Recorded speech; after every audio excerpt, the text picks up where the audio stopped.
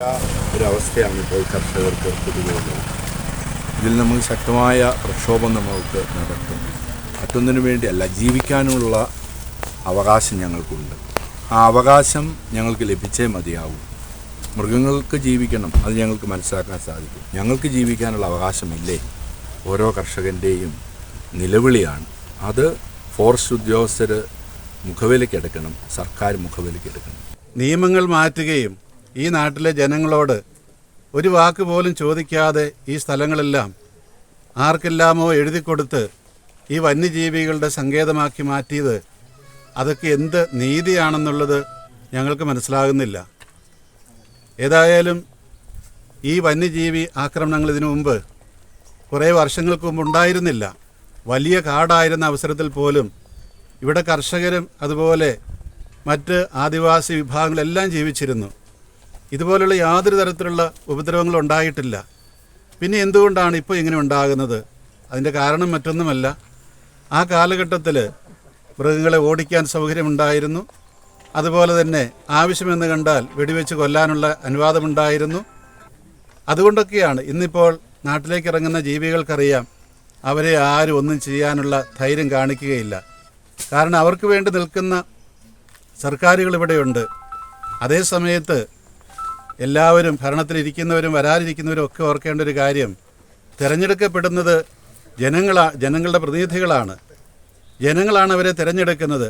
ഈ ജനങ്ങളുടെ ക്ഷേമത്തിന് വേണ്ടിയാണ് അവരെ തിരഞ്ഞെടുക്കുന്നത്.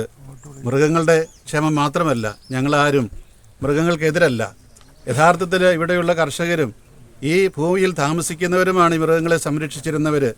അതിനിടയിൽ വന്ന് എന്തുകൊണ്ടാണ് ഇങ്ങനെയുള്ള നിയമത്തിലൂടെ ഈ ഭൂമിയെല്ലാം ഇവർക്ക് മാത്രമാക്കി വീതിച്ചു കൊടുത്തത് എന്നുള്ളതാണ് ഞങ്ങളുടെ ഒരു ചോദ്യം. അതുകൊണ്ട് ഇവിടെ ഞങ്ങളുടെ അത്യഗാധമായിട്ടുള്ള ദുഃഖം രേഖപ്പെടുത്തുകയാണ് പ്രജീഷിൻ്റെ ഈ അകാലമായിട്ടുള്ള വേർപാടിൽ. അതൊരു സാധാരണ വേർപാടല്ല. നമുക്കറിയാം, ഒരു മൃഗത്തിൻ്റെ വായിൽ ചെന്നുപെട്ട് ആ മൃഗത്തിൻ്റെ ഭക്ഷണമായി തീർന്ന ആ ഒരു പ്രജീഷ്, അത് ഞങ്ങളുടെ എല്ലാം നാടിൻ്റെ നൊമ്പരമാണ്. ഒരു മനുഷ്യൻ്റെ നൊമ്പരമല്ല, ഒരു കുടുംബത്തിൻ്റെ നൊമ്പരമല്ല. തീർച്ചയായിട്ടും ഞങ്ങളെല്ലാവരും ഒന്നിച്ച് പ്രജീഷിൻ്റെ ഭാര്യയോടും കുടുംബത്തോടും മാതാപിതാക്കന്മാരോടും എല്ലാം ഒന്നു ചേർന്ന് തന്നെയാണ് നിൽക്കുന്നത്, ഐക്യദാർഢ്യം പ്രഖ്യാപിക്കുന്നു. അതേസമയത്ത് ഭരണത്തിലിരിക്കുന്നവരോടും അതുപോലെ ഈ വകുപ്പുകൾ കൈകാര്യം ചെയ്യുന്നവരോടും പറയാനുള്ള ഇതാണ്, നിങ്ങൾക്കുമുണ്ടല്ലോ ഇതുപോലെ ഭർത്താക്കന്മാരും ഭാര്യമാരും കുഞ്ഞുങ്ങളും മാതാപിതാക്കളും എല്ലാം ഇല്ലേ?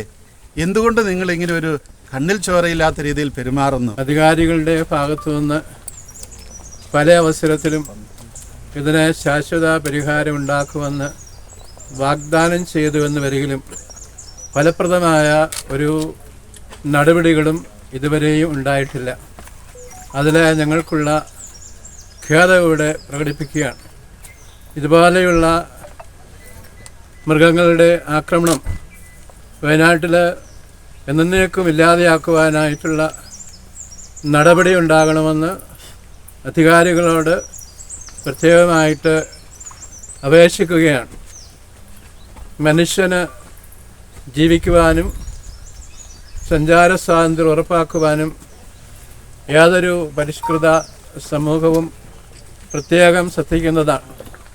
നമുക്കറിയാം, നമ്മുടെ നാട്ടിൽ ഒരു മനുഷ്യനെ കൊല്ലുകയാണെന്ന് വരികിൽ ജീവപര്യന്തോ തൂങ്ങിക്കൊള്ളുന്ന സംവിധാനങ്ങളൊക്കെ ഉണ്ട്.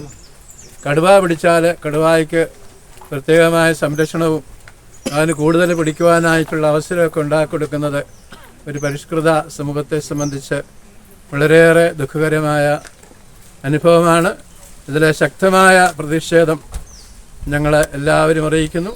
ഇതുപോലെയുള്ള സംഭവങ്ങൾ ഉണ്ടാകാതിരിക്കുവാൻ എല്ലാവരുടെയും കൂട്ടായ പരിശ്രമം ഉണ്ടാകണമെന്ന് സ്നേഹപൂർവ്വം അഭ്യർത്ഥിക്കുകയാണ്. പ്രിയപ്പെട്ട പ്രതീഷിൻ്റെ കുടുംബാംഗങ്ങളോട് ഞങ്ങൾക്കെല്ലാവർക്കുമുള്ള ദുഃഖവും സ്നേഹവും ഇവിടെ രേഖപ്പെടുത്തുകയാണ്.